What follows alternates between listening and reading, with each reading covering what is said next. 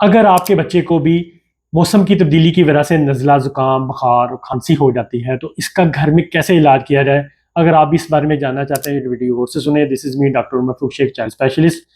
जी हाँ, मौसम की तब्दीली की वजह से अक्सर औकात बच्चों में नज़ला, ज़ुकाम, बुखार, खांसी हो जाती है जिसे फ्लू कहते हैं।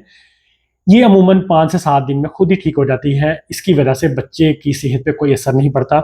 बट इसको आसान करने के लिए, बच्चे की मुश्किल को आसान करने के लिए आप ये तदाबीर अपना सकते हैं जिसकी वजह से बच्चे की मुश्किल आसान हो सकती है। नंबर 1, अगर बच्चे की नाक बंद है जिसकी वजह से बच्चे को सांस लेने में मुश्किल हो रही है तो मार्केट से नॉर्सलैंड पी नेजल ड्रॉप्स नाक में डालकर उसको बल्ब शक्कर के साथ आप सक कर सकते हैं जिसकी वजह से बच्चे की नाक खुल जाती है, बच्चे को सांस लेने में आसानी होती है।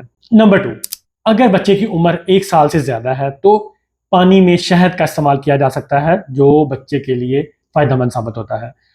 नंबर 3, अगर बच्चे को माइल्ड फीवर है, हल्का सा बुखार है, 100 डिग्री फ़ारेनहाइट से कम है तो पैनाडोल का इस्तेमाल किया जा सकता है।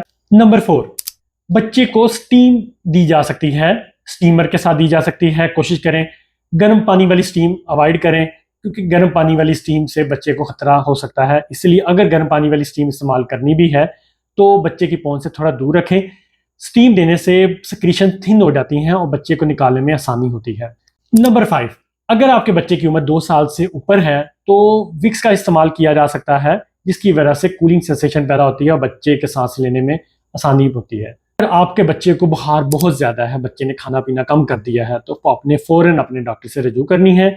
याद रखें, बच्चे की खांसी के लिए कफ सप्रेसेंट, कफ को दबाने वाले सिरप इस्तेमाल नहीं करने, इससे बीमारी की शिद्दत ज़्यादा हो सकती है और बच्चे के लिए मसला हो सकता है। उम्मीद है ये मालूमात आपके लिए फ़ायदेमंद साबित होंगी। अपने बच्चों का ख्याल करें। शुक्रिया, जज़ाकल्लाह।